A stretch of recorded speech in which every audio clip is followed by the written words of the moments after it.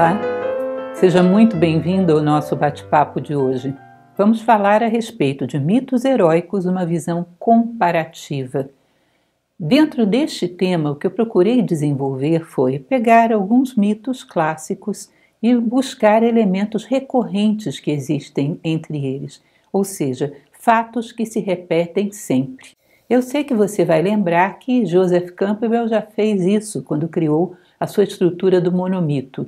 E de fato, vamos inclusive falar sobre isso, ele pega muitos elementos bem interessantes e recorrentes dentro daquela estrutura do monomito que alguns devem já conhecer. Eu procurei outros elementos além daqueles, outras passagens que são muito recorrentes, ou seja, situações repetitivas nos mitos heróicos.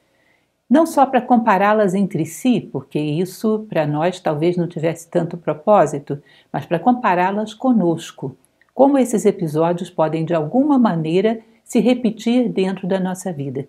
Que é evidente que os mitos heróicos, eles entre si guardam todos uma mesma similaridade. São um referencial, são um objeto de busca para a humanidade como um todo. O que às vezes não é claro para nós é como podemos trazer esses mitos para dentro da nossa vida. O que cada situação fantástica que é mostrada ali pode nos ensinar como seres humanos. Um Hércules que confronta vários monstros, o que isso pode dizer a um ser humano? Aqueles que confrontam seus inimigos, aqueles que vencem em batalha, o que isso quer dizer na vida de um homem comum, que nem encontra monstro nenhum, nem está em batalha? O que isso pode dizer na vida do herói cotidiano, que é aquilo que cada um de nós deveria procurar ser?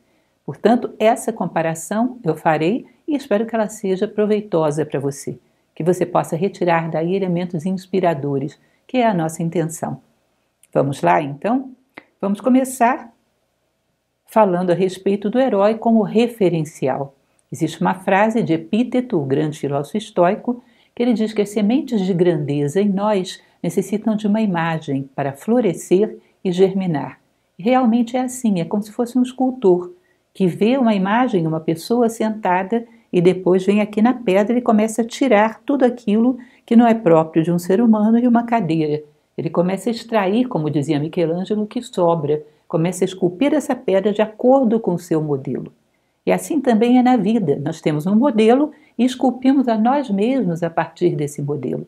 Se não temos modelo, nós vamos trabalhar a nós mesmos de maneira aleatória, segundo vários elementos de moda, segundo vários elementos correntes no nosso momento histórico, que nem sempre são dignos de serem imitados.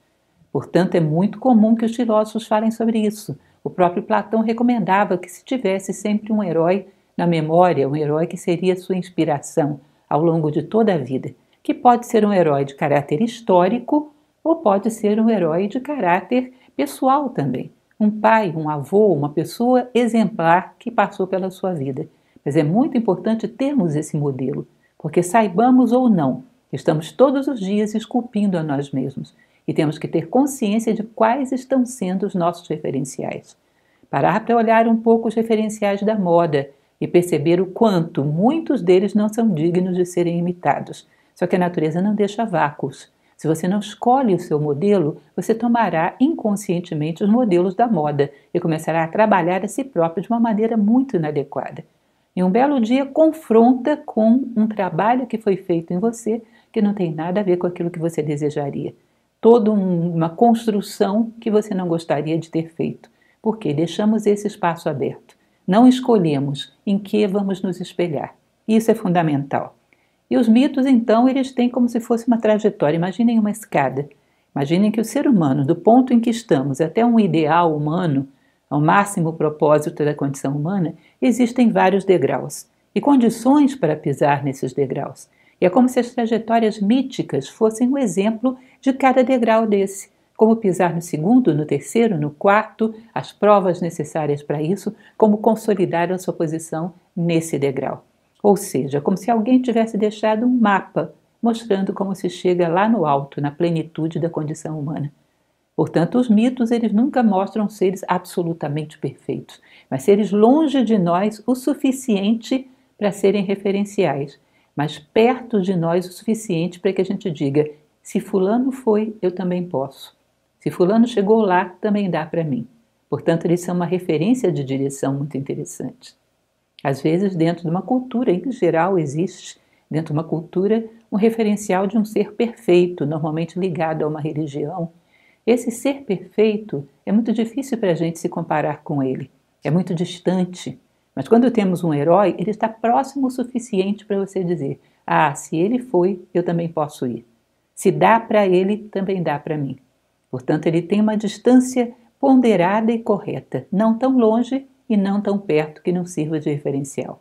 Portanto, ele é um fator poderoso e importante na vida dos seres humanos como um todo. É importante cultivar a memória dos heróis. Campbell e o monomito. É uma imagem muito clássica, esse círculo do monomito de Campbell, hoje quase todo mundo conhece, onde ele coloca as etapas de uma trajetória mítica, usando várias trajetórias que ele tomou como comparação. Então o herói está vivendo uma vida comum, num determinado momento recebe um chamado, resiste, não quer atender, aparece um mestre, um instrutor, um orientador, aí em seguida ele reconhece seus amigos e inimigos, aí começa a passar pela sua primeira prova, resiste, passa pela maior provação, depois disso ele começa o retorno para casa, como se fosse um renascimento. Ele volta para o ponto de partida, mas agora renovado, maior do que ele era quando partiu, como se fosse uma espiral, que volta ao seu ponto de partida, mas no outro nível de consciência, mais acima. É bem interessante esse esquema de Joseph Campbell e ele usa a exaustão para poder examinar todos os mitos, todas as trajetórias históricas que ele se propõe a analisar. Sobretudo O Herói de Mil Faces, é um livro totalmente voltado sobre esse assunto. E eu recomendo bastante, é um bom livro. Mas nós vamos pegar, como eu falei, algumas coisas além do que o monomito diz. Elementos que são muito comuns em trajetórias heróicas. A gente, na hora que falar, vai lembrar de várias. E vamos ver como é que isso se aplica ao nosso caso. Vamos ver, por exemplo, chamado à aventura. Muito parecido com aquilo que Campbell diz, né? Em suma, o herói enfrenta provas e retorna maior do que partiu. Ou seja, ele é chamado para provas. E nós podemos observar que nós, na nossa vida, também somos chamados para provas. Parece que nós viemos ao mundo para crescer como seres humanos, para sairmos daqui maiores do que éramos antes. Portanto, entramos exatamente para que aqueles nossos pontos de falha, os nossos defeitos, sejam tensionados para que a gente possa trabalhá-los. E ao trabalhar, saímos daqui maiores do que entramos. Portanto, é como se pisar na vida fosse pisar num território onde as provas necessariamente virão. E alerta uma coisa, assim como os heróis entendem isso, é necessário entender as dificuldades como provas. Porque quando aceitamos dessa maneira, elas são muito mais fáceis. Quando tomamos as provas como injustiça, quando tomamos as adversidades como um tipo de azar ou qualquer coisa aleatória, nós nos sentimos injustiçados. Quando tomamos como provas, nos sentimos provados para ter alcance em um outro nível de consciência, para chegar a um outro grau de oportunidade, um outro degrau. E isso torna muito mais fácil enfrentar as provas. Portanto, o que nós podemos dizer, em geral, da trajetória heróica, ele parte para provas e volta vitorioso. Ele parte de um tamanho e volta maior do que ele foi. A vida deveria ser assim também para nós. Partimos de um tamanho, chegamos lá do outro lado maiores do que éramos quando chegamos. Chegamos mais próximos da nossa condição humana. Outro elemento bastante recorrente, quase todo mito tem. O herói, ele é filho de um deus e uma mortal, ou ao contrário, de uma deusa com um mortal, como é o caso de Enéas, por exemplo, que é filho da própria Vênus. Ou seja, sempre uma mistura entre o divino e o humano. E essa mistura faz com que ele seja grandioso e assuma prodígios, possa fazer prodígios. Agora veja bem, não é que o herói seja filho de uma deusa e um mortal, ou de um deus e uma mortal, e por isso ele seja superior. Todos nós somos filhos de um deus e de um mortal. E o que acontece é que o herói tomou consciência disso, e nós ainda não. Todos nós somos filhos do céu e da terra, do plano espiritual e do plano material.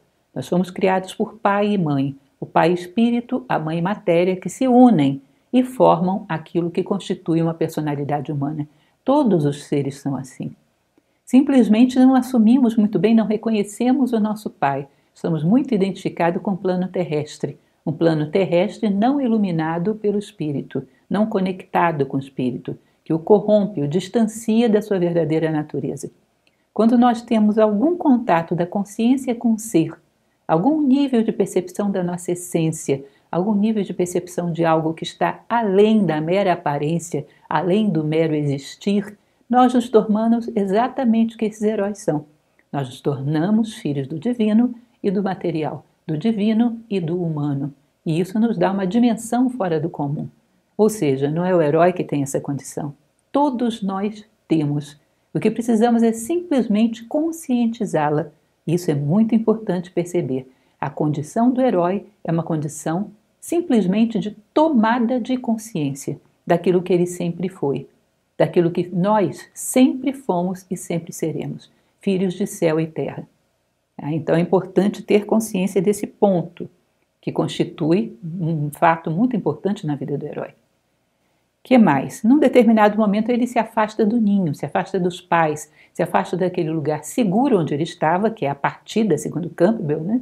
A partida para a sua trajetória mítica. Nós nos afastamos desse ponto de segurança e assumimos as nossas responsabilidades diante do mundo. E é o momento em que ele parte para a sua jornada, para a sua gesta heróica. Sozinho, ele não leva papai, nem mamãe, nem ninguém que vá protegê-lo.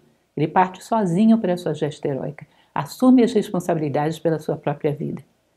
Veja bem, esse ponto é formidável e importantíssimo na vida de qualquer ser humano, de qualquer um de nós que pretenda ser um herói cotidiano. Um momento em que a gente arregaça as mangas e assume as responsabilidades sobre a nossa vida. O que nos acontece não é problema de ninguém, é problema nosso. Não tem ninguém que vai resolver por nós. Somos nós mesmos. É como se fosse entrada numa maturidade psicológica. Porque nós entramos na maturidade física, na data certa, na hora que a natureza marca. Mas a maturidade psicológica só entramos quando queremos. O relógio do ser humano é diferente do relógio mecânico da natureza. Nós entramos na idade adulta do ponto de vista psicológico quando escolhemos entrar, quando queremos entrar. E aí passamos a assumir as rédeas da nossa vida, a responsabilidade pela nossa vida. Não terceirizamos culpa, que eu costumo chamar a teoria da responsabilidade, aquela frase de Marco Aurélio, imperador estoico, quando ele diz: nada acontece ao homem que não seja próprio do homem. O que Marco Aurélio queria dizer com essa frase, que eu costumo chamar de teoria da responsabilidade? Nós viemos ao mundo para crescer como seres humanos. E é como se a gente viesse com um cartão cifrado com os nossos defeitos. E esses defeitos atraem provas que vêm para trabalhá-los, que vêm para poli-los, para ver se a gente consegue corrigi-los. Nós viemos com os nossos defeitos. E os nossos defeitos atraem para nós os fatores, pessoas e situações que vão nos provar, para que limpemos aquela aresta pontiaguda. Portanto, as pessoas têm problemas porque é o melhor que elas lograram ser, mas elas entram na nossa vida porque a gente chamou. Se não fosse essa pessoa, seria outra, mas eu teria que passar por essa circunstância, porque eu necessito dela. Se não fosse essa situação de vida, seria outra, mas eu precisaria passar por aí, porque eu necessito dessa experiência. Portanto, eu sou responsável pela minha vida, sou responsável por aquilo que me acontece. E aí sim começo a arregaçar as mangas e tratar de resolver os meus problemas, ao invés de transferir culpa para os demais e me acomodar. Mais uma vez, dentro do estoicismo, Epíteto costumava dizer que a extinção da culpa marca o início do progresso moral. É esse momento em que a gente se coloca responsável e adulto diante da vida, preparados para assumir as responsabilidades pela nossa vida, preparados para resolver os nossos problemas sem terceirizá-los, sem procurar culpados, sem nos acomodar. Esse é o momento heróico, é o momento de partida do mito heróico, que muitas vezes na nossa vida demora a acontecer. Muitas vezes adiamos demais esse ponto de partida. Quando é que eu vou assumir as rédeas da minha vida, assumir as minhas responsabilidades e assumir a vida como minha, como tudo aquilo que me acontece sendo direcionado a mim e não um mero acaso, ou uma injustiça, ou o que o valha, mas tudo destinado a mim. Então, esse é um momento da gesta heróica importantíssimo, e também na nossa vida. Ele aceita a autoridade de quem detém o conhecimento, então seja um mestre, seja um instrutor, ele aceita a autoridade de alguém que se mostra para ele sólido, maior, um referencial. Ou seja, é muito comum ao longo da história, você vai ver lá no Bhagavad Gita, que é um clássico atemporal, Arjuna, o grande príncipe Pandava, aceitando Krishna como seu condutor, No mito do rei Arthur, Arthur aceitando Merlin, é muito comum que haja esse mestre ou instrutor que seja aceito como um orientador do caminho. Ou seja, o herói aceita seguir toda a experiência de vida que já foi acumulada, aceita e reconhece a sabedoria e é capaz de se deixar conduzir por ela. É como se você imaginasse que você tem um problema de saúde e ao invés de procurar um médico que estudou e se preparou para isso, você trata de cuidar da sua própria saúde. Isso seria, no mínimo, irresponsável? Ninguém faria. Por quê? Eu necessito de alguém preparado para isso. Se eu tivesse um grande aparelho de TV moderno, tela plana, e ele desse um defeito, eu procuraria um técnico formado para isso, para mexer nele. Eu não mexeria para poder perder o meu aparelho, não tenho condições de fazer isso. Porém, quando se trata de vida, todos nós nos achamos doutores. E achamos, às vezes, em plena adolescência, achamos que já sabemos tudo e não precisamos do palpite de ninguém. Houve muita gente ao longo da história que soube viver e que deixou esse seu aprendizado registrado na história. Às vezes, dentro da nossa própria vida, podemos encontrar uma pessoa que sabe viver mais do que nós, deu 2 ou 3 passinhos além do nosso. Já pode ser um referencial. Aceitar com humildade, aprender daqueles que sabem mais do que nós na arte de viver humanamente bem.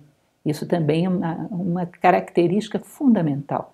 A vaidade e a arrogância do homem faz com que ele ache que ele é o máximo e que ninguém sabe mais da sua vida do que ele.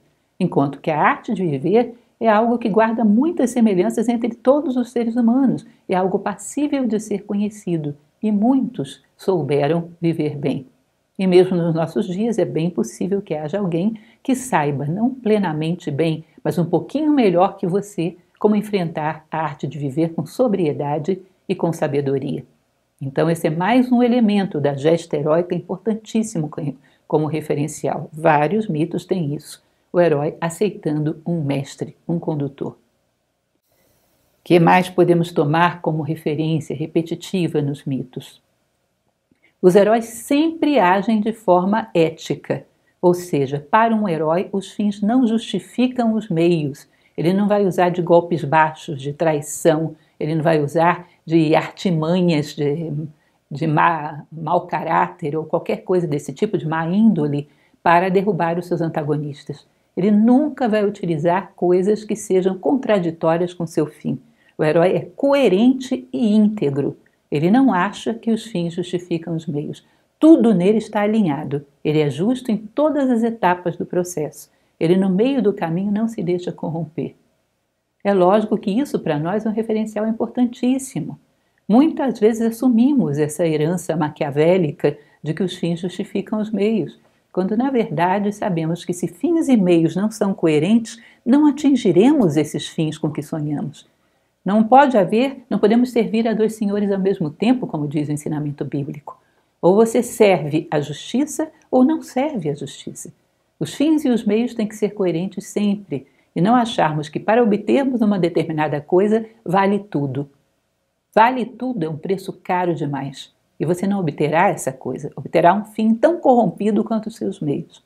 Portanto, cuidado, porque essa é uma mentalidade mais comum do que parece. Na nossa sociedade, nos nossos meios sociais, nas artimanhas que se usa para se chegar ao sucesso, é muito comum que se tenha essa mentalidade. Isso é totalmente contraditório com o mito do herói. Fins e meios sempre justos, sempre íntegros, sempre unidos no sentido de serem da mesma natureza. Importante ressaltar isso. Tá? Fins não justificam meios em nenhuma circunstância. O herói é aquele que é capaz de banir o ódio como motivação.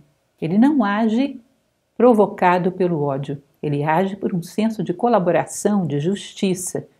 Mais cedo ou mais tarde, quando usamos o ódio como meio, ele vai fugir ao nosso controle e vai dominar a nossa vida.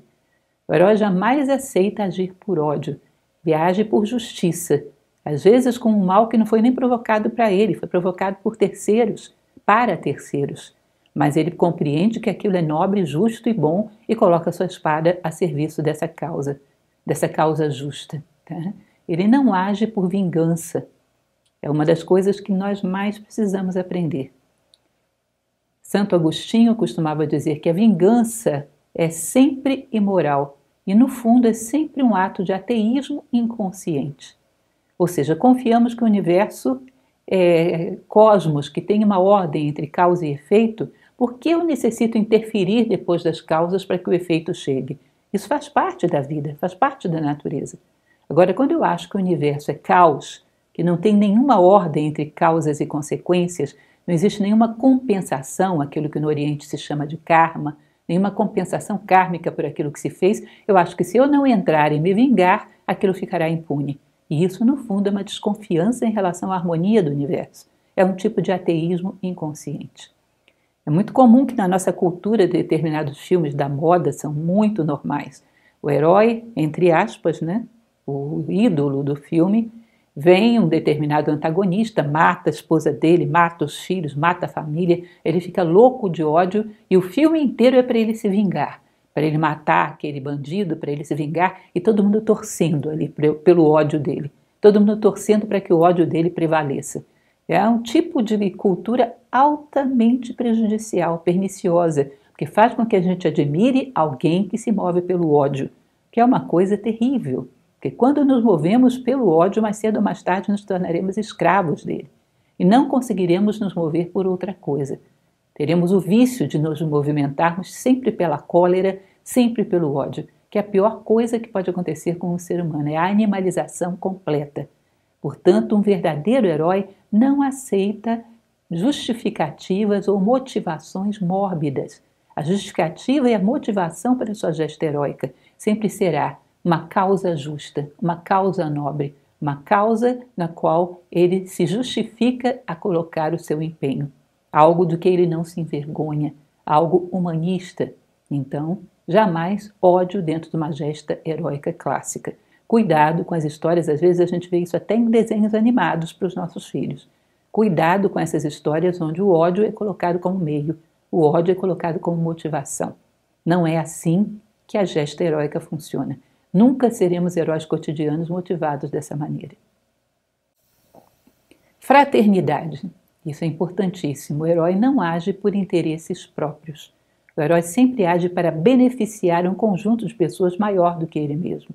É um reino, é o seu reino, Camelot para o rei Arthur, são todos os Pândavas para Arjuna, livrar a humanidade de vários monstros ferozes, no caso de Hércules, sempre há um conjunto de beneficiados muito maiores do que ele mesmo. Ele não age apenas por interesses pessoais. Todas as suas decisões têm um toque de fraternidade, beneficiam um grupo muito maior do que ele mesmo. Ele sempre é, de alguma maneira, o salvador da pátria, o salvador de uma determinada comunidade, de um conjunto de seres humanos a quem ele vem resgatar. Pode parecer difícil aplicar isso à nossa vida, pode parecer distante, mas se você parar para pensar, cada decisão nossa, cada uma delas, e de imediato vem uma solução na nossa mente, uma decisão. Você para e questiona, isso é o melhor apenas para mim? Ou isso é aquilo que beneficia um conjunto maior de pessoas além de mim mesmo? Ou seja, existe mais uma pessoa beneficiada, mais um grupo de pessoas beneficiadas, o máximo de pessoas que eu posso beneficiar com essa decisão? Existe. Então, eu prefiro essa decisão, que ao invés de privilegiar apenas a minha pele, vai beneficiar um grupo maior de seres humanos. Eu prefiro a decisão que é mais fraterna, que atinge com seus efeitos um maior número de homens. Não é difícil a gente parar para imaginar, gente. Faça um pequeno trabalho de imaginação. Imaginem um mundo onde os homens sempre agem assim, tomando decisões que não beneficiam só a sua pele, mas o maior conjunto possível de homens. Deixa eu tirar vantagem em tudo. Não, quando eu tiro vantagem em tudo, muitos tiram prejuízo em tudo. E eu não quero isso. Eu não quero me erguer sobre o fracasso e o prejuízo dos demais. Eu quero que a minha decisão beneficie o máximo possível. Essa simples transformação, eu garanto a vocês, mudaria o mundo em que vivemos da noite para o dia, de uma forma maravilhosa, se nós fôssemos capazes de fazê-lo. Portanto, é algo do nosso dia a dia, algo fundamental, de base, que é também inspirado na jornada do herói, na gesta heróica. Faz parte da jornada do herói cotidiano. Podemos aprender muito dos mitos, e aí está um ensinamento que é precioso. O que mais temos do herói? Sua chegada muitas vezes é prevista por uma profecia, por uma lenda, etc. Ou seja, existe quase que um suspense, todos estão à espera dele, a vida está à espera dele. Isso é muito comum, espera-se que virá um herói salvador. Mesmo nos contos de fada, o rei está ali esperando que venha um príncipe para salvar a sua filha, que foi aprisionada por uma bruxa, por um dragão. Todos esperam a chegada do herói. Existe uma profecia, existe uma lenda que prevê que ele virá. E existe essa expectativa no ar. A mesma coisa acontece em relação ao ser humano, à nossa condição humana. É como se você imaginasse, como costumo falar, que a natureza precisa de um vegetal. As plantas dizem presente e fazem o que corresponde a elas. Fazem fotossíntese, fazem a sua troca gasosa com o meio, são base da cadeia alimentar, fazem aquilo que lhes diz respeito. A natureza precisa de um animal. Os animais dizem presente e exercem seu instinto de sobrevivência, seu instinto de perpetuação da espécie, aquilo que se espera deles. A natureza precisa de um homem. O homem deveria poder dizer presente e exercer valores, virtudes e sabedoria, na sua plenitude, da melhor maneira possível, tá? Da maneira que a natureza espera de nós. Fomos feitos como seres humanos para isso, para dizer esse presente. Portanto, a natureza espera, é algo prometido, é algo que está dentro do campo de esperanças da natureza. Ela nos fez para isso. Portanto, existe quase que um anúncio, uma profecia que diz: um dia virão os homens, um dia virão os legítimos seres humanos e toda essa desordem cessará. No dia que um ser humano íntegro e pleno chegar, essa desordem começará a ter o seu fim. Então isso paira pela natureza, uma expectativa para que cada um de nós se realize como ser humano. Nós somos também anunciados, nós somos também esperados, existe uma expectativa para que cada um de nós atinja aquilo que deve atingir, honrando a sua condição humana, aquilo para o qual fomos feitos. Da mesma maneira que na gesta heróica, isso existe também na nossa vida. O herói realiza prodígios graças à sua nobreza de nascimento. Ou seja, ele é filho de um rei, de um deus, ou etc., como já falamos. Muitas vezes filho de um deus ou de uma deusa, quando não filho de um rei que por alguma razão se afastou do pai. E ele tem capacidade de realizar prodígios exatamente por esse seu nascimento especial. Ele é um nobre e não sabe. E nós, como acabamos de falar, quase que uma continuidade do que acabamos de falar, também devemos reconhecer a nobreza de nascermos como seres humanos, que é uma condição nobre. Parem para imaginar tudo o que implica um ser humano. É como se fosse o ápice de construção da natureza, um ser com consciência reflexiva, um ser que vê a si próprio, vê a vida, vê a morte, entende o funcionamento de coisas fantásticas à sua volta, um ser minúsculo entendendo o nascimento das galáxias, entendendo o movimento dos astros no céu, um ser minúsculo que é capaz de se perguntar sobre o que é a inteligência, o que é a bondade, o que é a vida. É um ser extraordinário o ser humano. Portanto, nós temos nobreza de nascimento. Nascer como seres humanos é uma honra. Nos faz como que reis sobre a terra, pela capacidade que temos de beneficiar o mundo à nossa volta, de beneficiar a natureza, de beneficiar a nós mesmos. Portanto, também deveríamos honrar essa nossa nobreza de nascimento. O herói é um nobre. Todo ser humano também o é. O fato de ser humano deveria dar a ele um certo sadio orgulho da sua condição. É possível também que o orgulho seja sadio, porque isso nos dá dignidade. O orgulho sadio nos torna dignos daquilo que nos cabe ser. É exatamente o que temos que desenvolver. Um ser humano é um ser muito especial. Deixe eu honrar essa condição. Deixe eu estar à altura do que é um ser humano. Mais um elemento próprio dos heróis. Esse é o mais comum de todos, né? Ele enfrenta monstros. Como enfrenta monstros? Todos eles ou são monstros humanos ou são monstros mesmo, animais bizarros de todos os tipos, né? Aí está o mito dos 12 trabalhos de Hércules, onde você encontra monstros de todos os tipos. Você vai ver de muitos tipos, o Orfeu, o Teseu, o Perseu e muitos outros, enfrentando monstros, quer humanos, quer animais. Tá? Todos eles confrontando essa monstruosidade. O que é essa monstruosidade? Quais são os monstros que um herói cotidiano teria que enfrentar? Os próprios monstrinhos que vivem dentro de nós. E aí eu explico um pouco para vocês, reiterando algo que muito já falamos nas nossas palestras, sobre as 3 obras alquímicas medievais. Nós temos que realizar as 3 obras dentro de nós. A primeira delas é a obra em negro, que é mergulhar dentro de nós mesmos, mergulhar lá nas raízes do nosso consciente e perceber todos os bichinhos que vivem dentro de nós e que nos dominam. Então temos instintos, impulsos, paixões descontroladas, vaidade descontrolada, vários vícios, todos esses bichinhos que estão lá e que nos tiranizam porque a gente não tem consciência deles. E quando não somos conscientes das coisas, elas nos dominam. E esses bichinhos não são maus. A energia deles foi feita para nos beneficiar. Mas acontece que eles precisam ser domesticados para nos obedecer. É a diferença entre um animal selvagem e um animal domesticado, que pode servir aos nossos propósitos, que pode estar a favor daquilo que pretendemos fazer. Portanto, todos esses animais do nosso subconsciente, todos esses elementos que estão aí tensionando a nossa vida, se nós aprendemos a vê-los, reconhecemos e adquirimos autoridade sobre eles, se torna uma coisa positiva. Por exemplo, quando você é muito teimoso. Minha avó costumava dizer que eu era teimosa feito uma mula manca. Eu sempre repito essa passagem porque eu acho engraçadíssima. Eu não imagino que seja uma mula manca e por que ela é teimosa mais do que os outros animais. Mas eu acho curioso, porque realmente a teimosia, ela trabalhada, ela é um elemento que pode se converter numa determinação fora do comum. Uma paixão descontrolada, controlada, pode se transformar num entusiasmo fora do comum. E são virtudes fortes, são importantes. Quando você reverte a energia desses bichinhos para o teu controle, que eles fiquem sob o teu controle, tornam-se energias muito positivas. Mas elas têm que ser vistas e controladas. A pior coisa que pode acontecer é quando não vemos um monstro e viramos as costas para ele.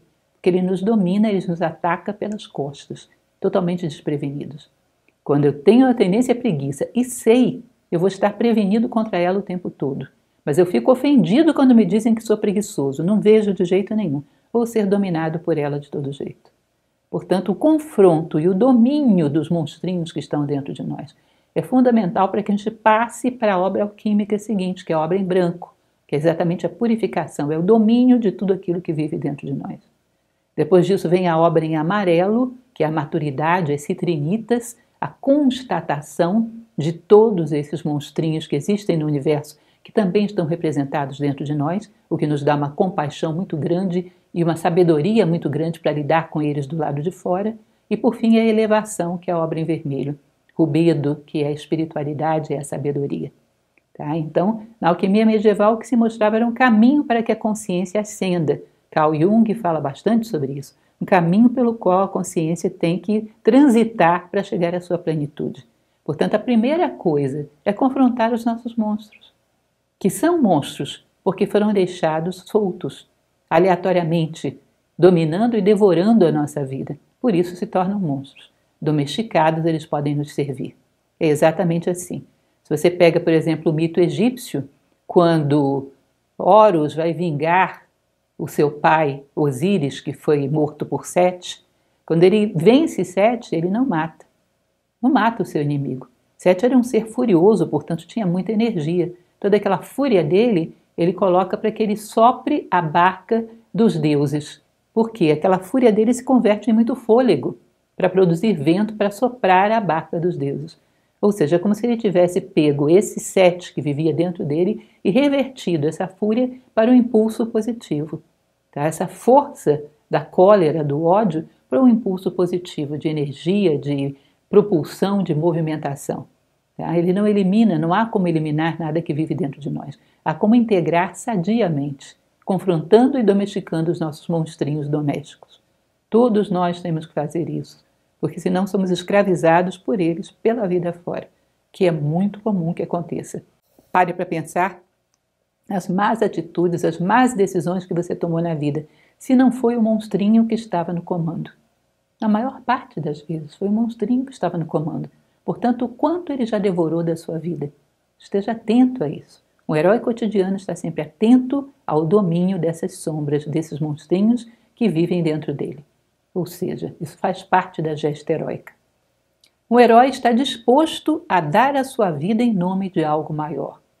E isso é muito interessante. Em geral, entregam a sua vida a serviço de algo que ele considera nobre, justo e bom. É comum em todos os mitos. Todos eles correm riscos altos Todos eles se entregam com um entusiasmo que pode custar caro, e nós sabemos disso.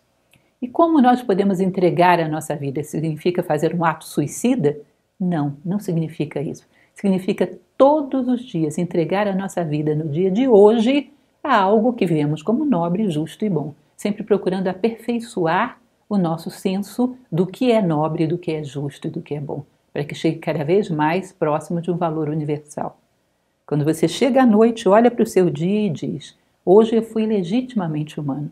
Tudo o que eu fiz correspondia ao meu critério de justiça, de bondade, de nobreza. Tudo o que eu fiz foi digno de um ser humano. E aí eu posso dormir em paz com céus e terra, aquilo que eu chamo do sono dos justos. Posso me entregar ao sono dos justos. Por quê? Porque eu mereci o dia de hoje como ser humano. Ou seja, eu entreguei a minha vida no dia de hoje a um ideal humanista.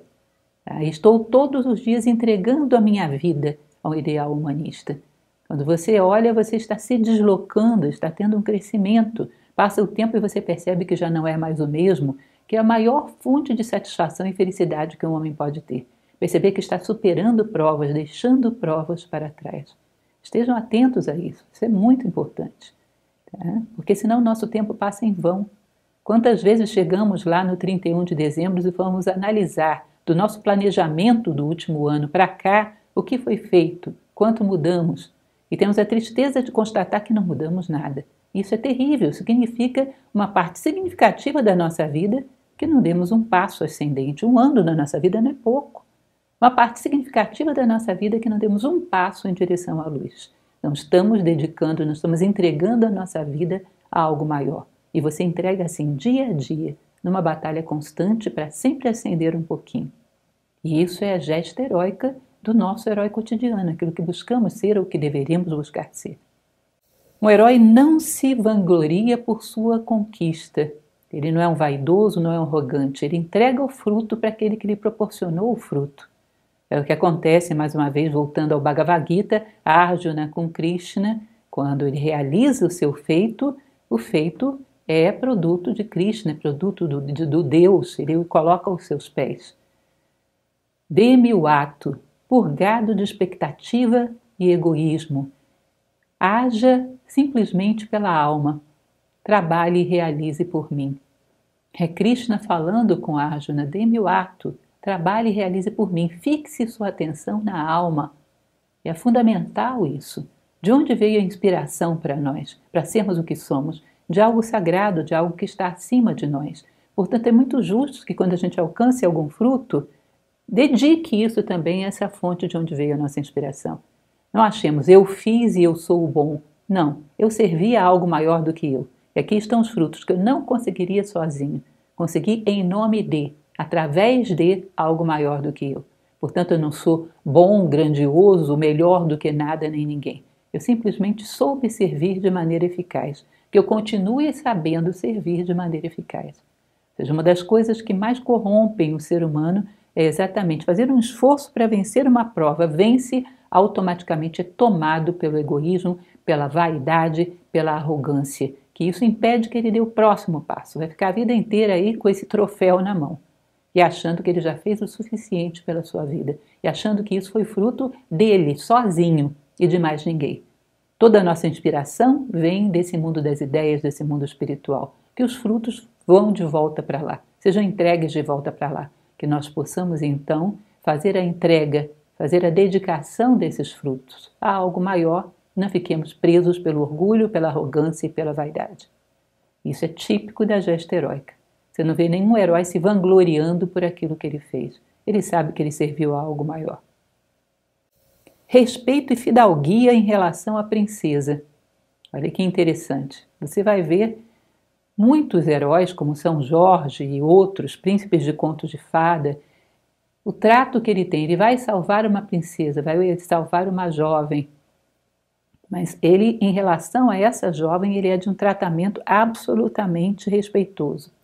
Ele não deixa os instintos subirem à sua cabeça. A sua convivência, em geral, é de respeito e fidalguia em relação aos outros seres humanos. Ele não se aproveita dos outros seres humanos. Ele não age tomando os seres humanos como meios, mas sempre como fim em si.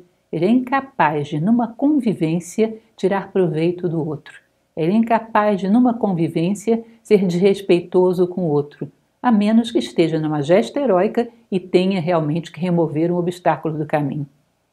O objetivo do herói é chegar a uma meta justa. O antagonista tem que ser retirado do caminho com o mínimo dano, para que ele não atrapalhe. Mas ele não vai ser tratado com crueldade excessiva, com maldade excessiva, além da medida. Tá? Não vai ser torturado, não vai ser submetido a nada além do que é necessário. Ele tem essa fidalguia e esse respeito por todos os seres que passam por ele. É nobre no tratamento. Ele sabe considerar o outro ser humano como um fim em si, não como um meio.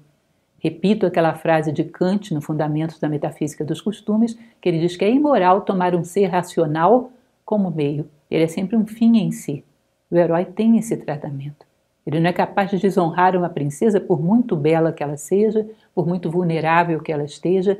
Ele sempre está no domínio dos seus instintos. Ele realizou a sua obra em negro. Ele matou os monstros lá atrás, no início da gesta heróica. E aqui ele está sempre de pé, o humano no domínio do animal. A obra em branco realizada e talvez um pouco até da obra em vermelho realizada. Ou seja, ele se domina, ele se garante, ele respeita, ele tem a nobreza própria de um ser humano, na sua convivência. Compaixão com os fracos e debilitados. Então você vai ver em muitas histórias, quer de mitos, quer de histórias, de contos de fadas, muitos, que surgem no meio do caminho, sei lá, um pássaro que levou uma flechada. O herói desce a peia do seu cavalo, vai lá, tira aquela flecha com todo cuidado. Uma pessoa que sofreu alguma coisa, ele desce lá, atende aquela pessoa, ou dá um pouco de água para um velhinho que está sedento, e dali recebe um dom muito especial. Ele não faz por querer receber alguma coisa, faz por misericórdia, por compaixão. Talvez ele tenha lá na frente uma princesa tendo que ser salva de um dragão. Talvez ele tenha um reino a resgatar, tem coisas importantes lá na frente. Mas ele não é insensível às dores que ele vai encontrando no meio do caminho. Ele é sensível à dor alheia. E isso é um elemento claramente fundamental na nossa vida. Não darmos um passo insensíveis à dor alheia.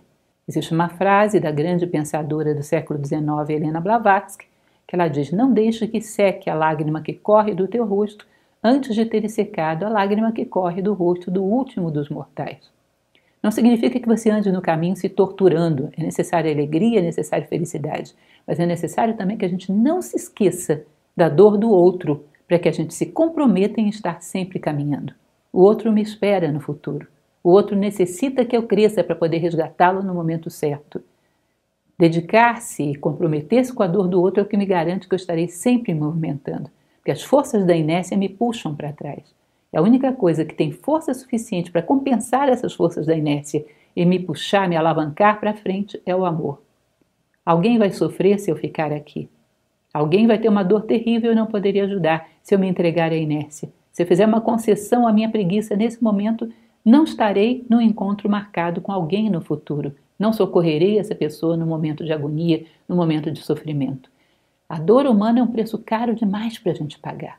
E normalmente a gente não suporta pagar e continua caminhando. Ou seja, estar comprometido com a dor humana e sempre, de uma certa maneira, usar isso como um impulso para estarmos caminhando. No máximo das minhas possibilidades, dentro daquilo que posso e que poderei, porque eu estou crescendo. Dentro daquilo que eu posso agora e que virei a poder algum dia, eu minimizarei e secarei essas lágrimas, atuando sobre as causas da dor, atuando eventualmente sobre as consequências, atuando de maneira inteligente, eu sempre estarei comprometido com a dor humana e não serei insensível a ela.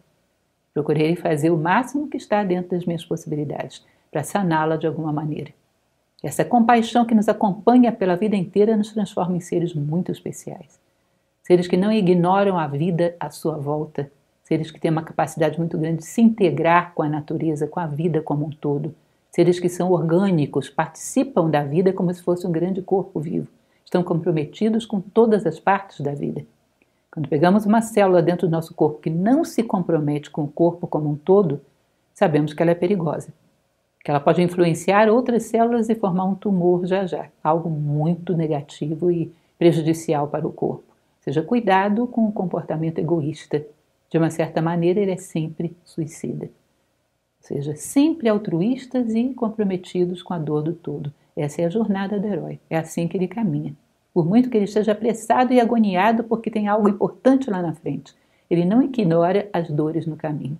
Ele não ignora os atos justos que ele tem que tomar no meio do caminho.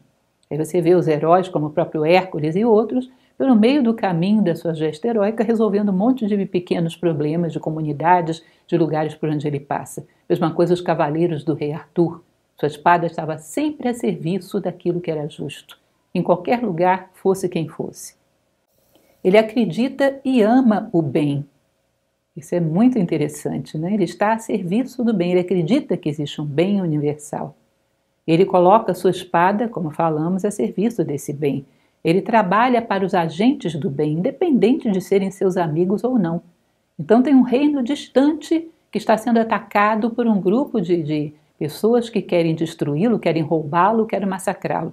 O que eu tenho a ver com esse reino distante? Ele não é meu amigo, não é meu conhecido, eu não sei nada dele. Mas ainda assim eu coloco a minha espada a seu serviço. Por quê? Porque eu sou sempre um agente do bem. Não é porque eu gosto de fulano, ele é meu amigo, deixa eu defender. Não, eu sou um agente do bem. E sempre, dentro do alcance da minha espada, ela estará a serviço do bem. Não é por particularidades ou por afinidades pessoais. É porque eu sou um servidor do bem. Seja lá qual for a circunstância que se apresente. Eu percebo que uma injustiça está sendo cometida e está ao meu alcance fazer alguma coisa, eu estou a serviço do bem, onde ele se manifeste, onde ele se apresente.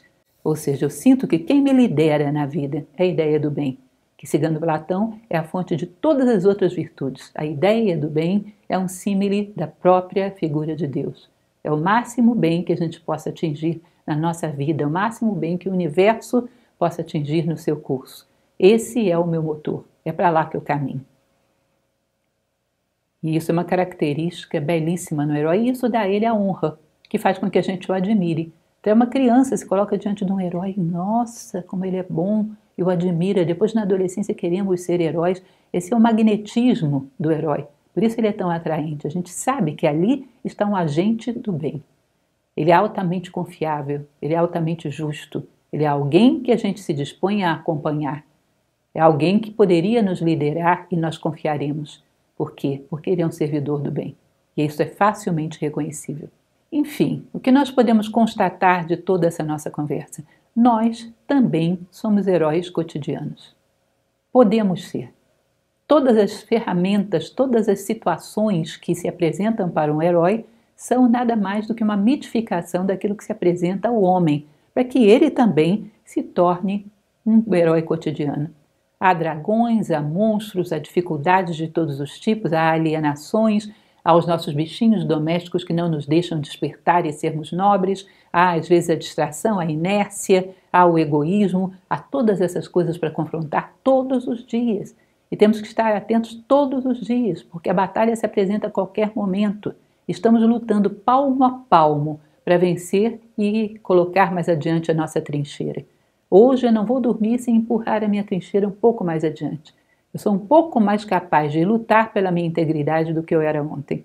Eu sou um pouco mais capaz de ser digno da condição humana do que eu era ontem. Empurrei, ainda que seja só um pouquinho, minha trincheira adiante. E vou ganhando palmo a palmo o território da minha vida.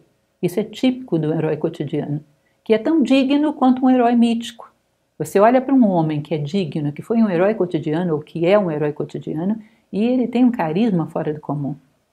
Ele inspira respeito, ele é um referencial, ele é um exemplo, e a humanidade necessita demais de exemplos para esculpir a si própria. Necessita demais de heróis cotidianos. Todos os heroísmos da história foram motivados por esses grandes heróis que foram referenciais, quer heróis míticos, históricos, ou heróis pessoais. Mas os grandes feitos do homem tiveram um referencial. Do homem concreto, na vida concreta, todos os heróis cotidianos que existiram tiveram um referencial. E é muito importante que a gente perceba essa necessidade. Necessidade de adaptar essa gesta heróica para a nossa vida, para que possamos ser aquilo que um herói cotidiano é. Uma vida altamente motivada, lúcida, coerente e ascensional. Motivada, lúcida, coerente e ascensional do ponto de vista da consciência. E que assim seja a nossa jornada, que a gente possa entender que os mitos se vivem, que eles não são meras coincidências ou meras inspirações para ninar crianças. Muito pelo contrário, Alguns são fortes demais para ninar crianças, eles são para despertar os adultos. Que a gente possa usá-los para isso. Muito obrigada.